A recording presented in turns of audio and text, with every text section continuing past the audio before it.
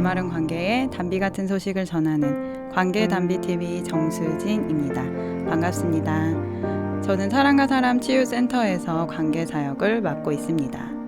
지난 편에서 출산과 육아 중 저희 부부에게 위기가 찾아왔고 고통 가운데 다시 찾아오신 하나님의 사랑에 대해 말씀드렸죠. 그 후에 둘째, 셋째를 낳으면서 생각지 못한 더욱 힘든 일들이 많이 생겼습니다. 그럼에도 불구하고 하나님의 사랑을 꼭 잡고 있으니까요. 남편과의 관계가 과거 어느 때보다, 심지어 연애 때보다 더 좋아지고 깊어져 가고 있습니다. 여러분, 사랑이 왜 식을까요? 어떤 연구 결과에서는 남녀의 사랑에는 3년이라는 유효기간이 있다고 해요. 저는 그 통계가 꽤 타당하다고 생각합니다. 신을 믿는다고 자부했던 저에게도 실제로 그런 일이 일어났으니까요. 그러나 전능하신 하나님의 손길은 인간의 모든 논리를 허물고요. 관계의 대반전이 일어납니다.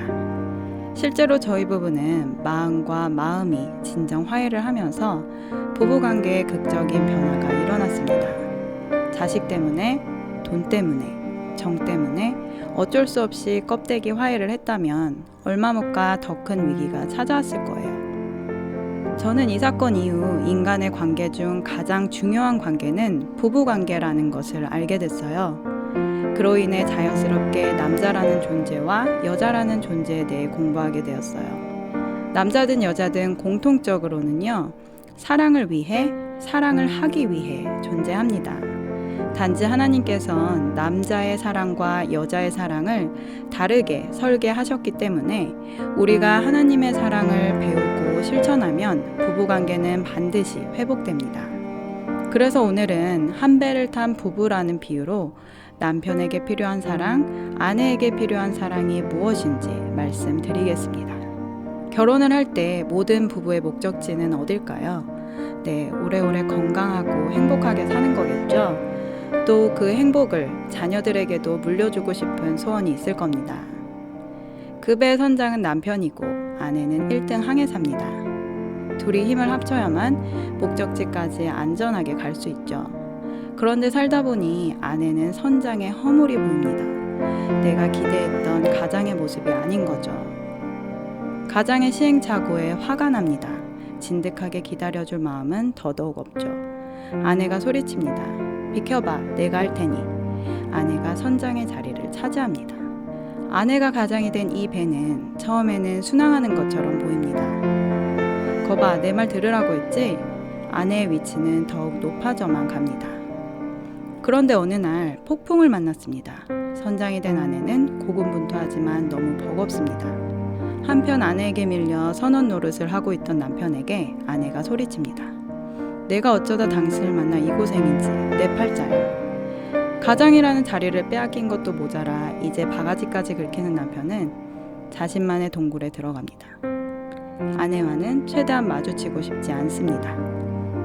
그 배는 결국 오래오래 행복이라는 목적지를 가기 전에 파선하거나 잦은 싸움으로 만신창이가 되어갑니다. 리스펙트, 가장에 대한 인정과 존경이 없는 부부관계의 결말입니다.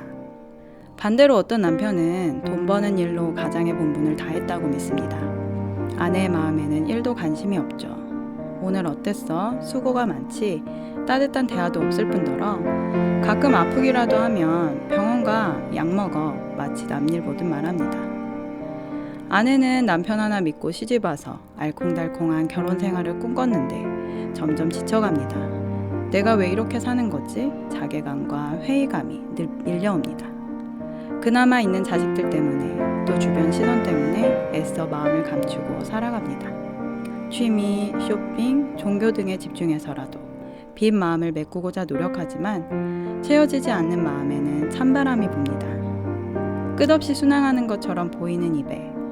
하지만 행복이라는 목적지는 아무리 가도 보이지 않습니다. 케어, 아내에 대한 보살핌이 없는 부부관계의 결말입니다. 정리를 하면요, 리스펙트, 아내가 남편을 가장으로 인정하고 존경하면 남편의 사랑이 돌아옵니다. 케어, 남편은 아내를 자신의 몸과 같이 보살피고 아껴주면 아내의 사랑이 돌아옵니다. 결국 너무나 진부한 답을 드렸나요? 그런데 실제로 이렇게 사는 것이 얼마나 어려운지 결혼해 보신 분들, 특별히 연차가 오래된 부부일수록 공감하실 것 같아요. 왜냐하면 부부관계에서 존경과 보살핌은 배우자를 진심으로 사랑할 때 지속적으로 할 수 있는 것이니까요. 그리고 누차 말씀드렸듯 진실한 사랑은 신의 영역입니다. 사랑의 근본이신 하나님 아버지로부터 나옵니다. 그래서 사랑이 아프면 하나님께 치료받아야 합니다.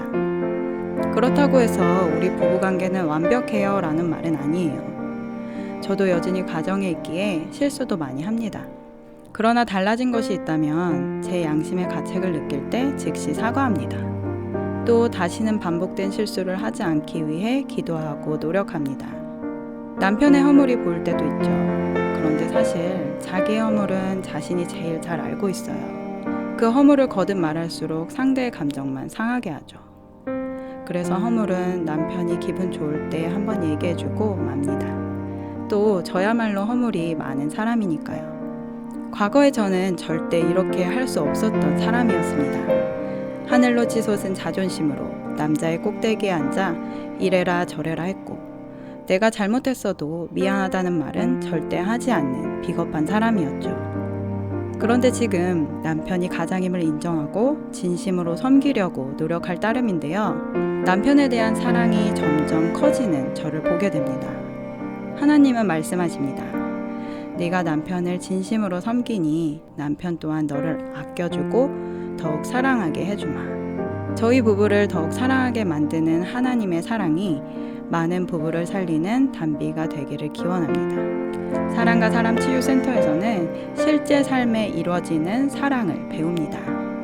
함께 배우고자 하시는 분들은 주저 마시고 연락 주세요. 오늘 영상은 여기까지입니다. 끝까지 시청해주신 여러분 감사드려요. 이 영상에 대한 여러분들의 의견과 조언을 기다립니다. 구독, 좋아요, 알림 설정은 저에게 아주 큰 힘이 됩니다. 누구나 아름답습니다. 누구나 희망이 있습니다. 이상 메마른 관계에 단비 같은 소식을 전하는 관계단비TV 정수진이었습니다. 감사합니다.